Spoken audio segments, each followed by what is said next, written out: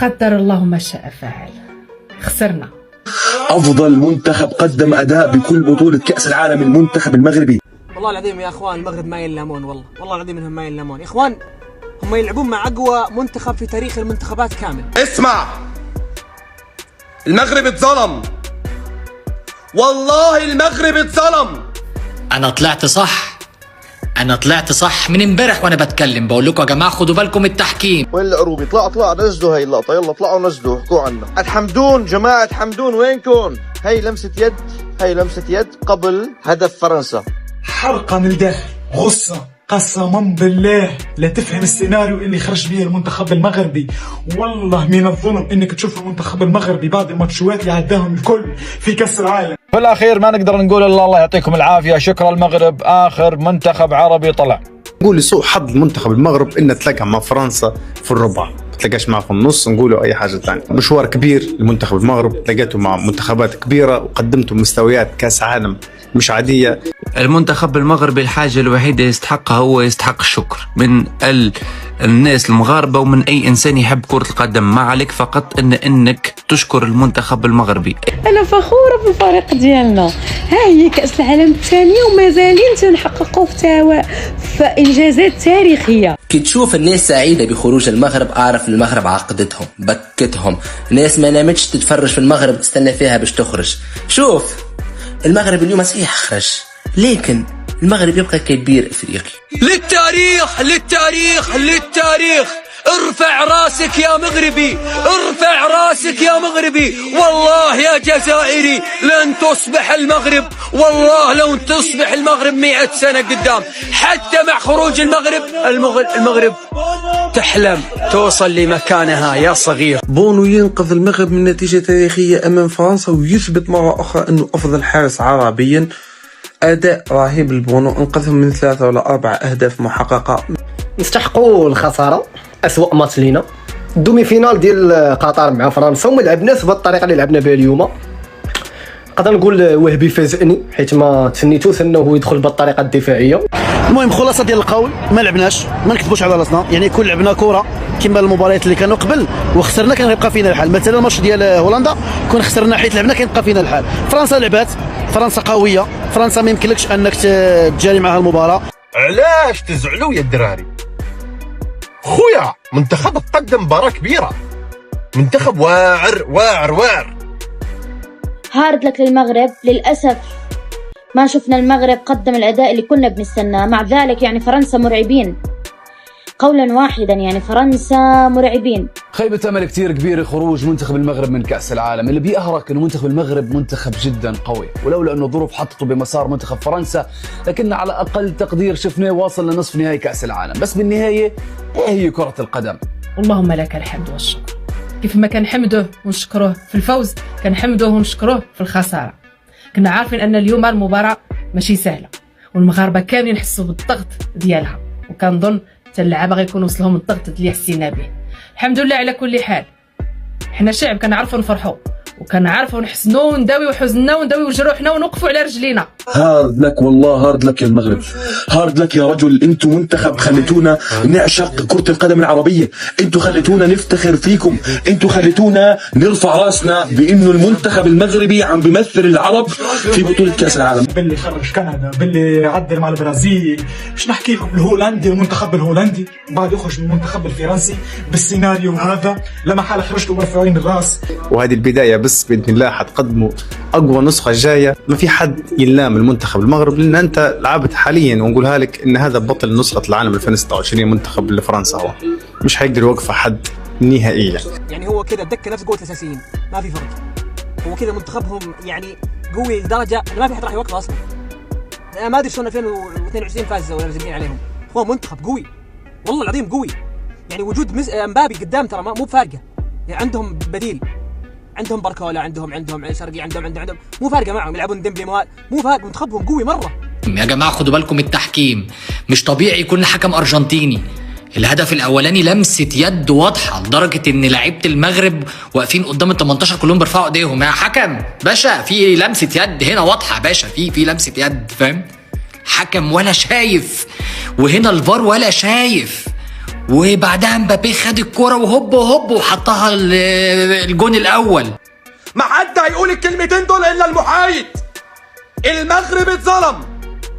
ايه يا محايد يا عربي؟ المغرب اتظلم في ايه؟ ركلة الجزاء ايه؟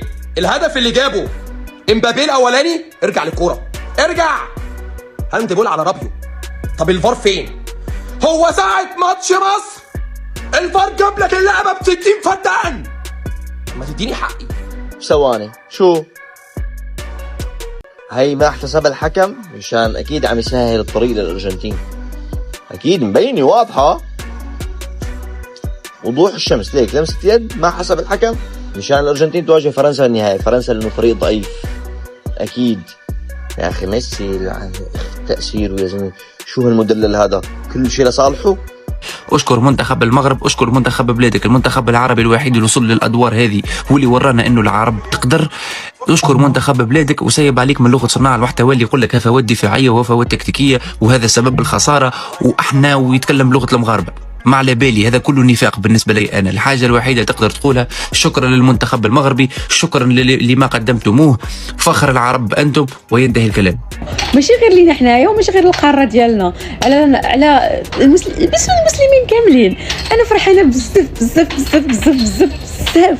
بلادي درنا احسن انجاز ومازالين كنمثلوا راسنا ونمثلوا القاره ديالنا ونمثلوا الاصل ديالنا والديانه ديالنا باحسن اسلوب. خيرها في غيرها، جوج ديال كؤوس العالم درنا فيهم احسن بيرفورمانس.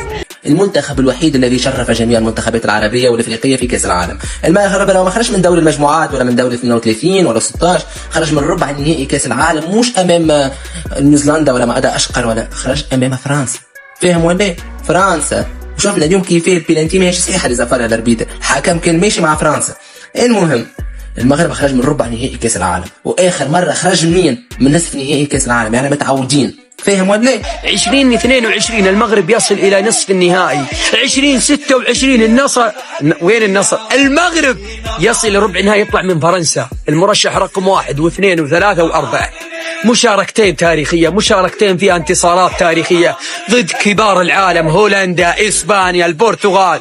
شكرا للمغرب ومعوضين خير، وانا اراكم في مونديال المغرب بعد 4 سنوات. خسارة اليوم يعني خلاص كأس العالم خسر لذته. خروج المغرب يعني خلاص كأس العالم انتهى بالنسبة لي أنا. بيض الله وجهكم وشكرا على الأداء والمونديال الجميل اللي قدمتوه، وما نقدر نقول اكثر من كذا. راه كل شيء خايف من فرنسا، من زهرنا جات فينا في نصف النهايه وجات فينا في ربع النهايه. المهم هذا بدايه ديال المشروع ديال كره القدم، بدايه ديال النظره الملكيه، وان شاء الله تسناونا في كاس العالم 2030 اللي غيكون في المملكه المغربيه، وديك الساعه غنطلعوا لبرا مزيان مزيان مزيان. هارد لك المنتخب المغربي، كيف قلت لكم في الاول ما غاديش يبقى فينا الحال لاننا ما لعبناش مزيان، كل لعبنا كنبقى فينا الحال ساهله.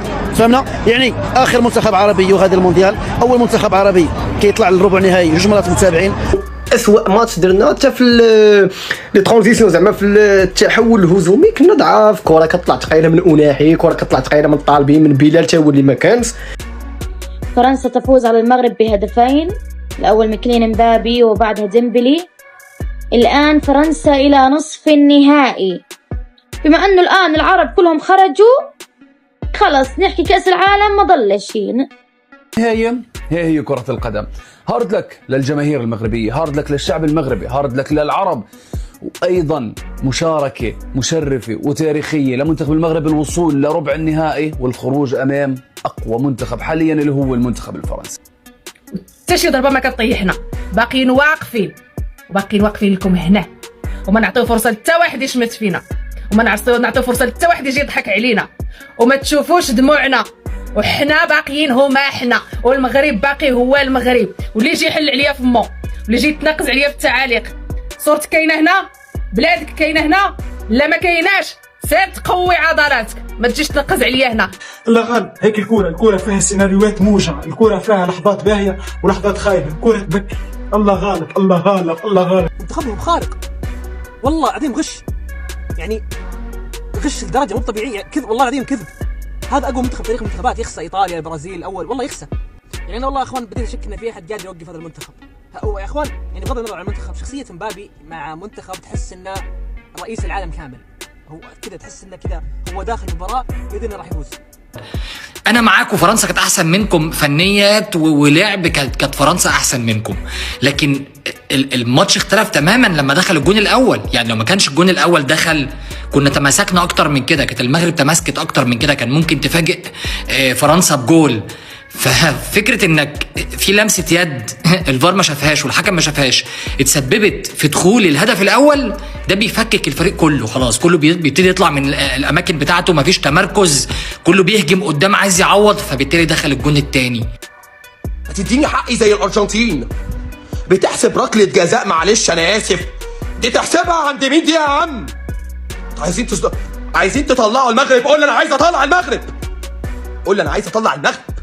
لكن اللي انت طالع عمال تعمل حاجات في الماتش غريبه وعجيبه ومريبه، تقضيته على المغرب النهارده وحلم اكتر من 90 مليون.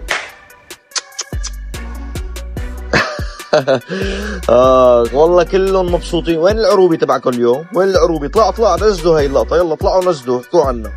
ليش ما تطلعوا تحكوا عن هاي اللقطه؟ هدف ظلم الاول، هدف ظلم، لمسه يد للمنتخب الفرنسي بعدين جابوا منه الجول.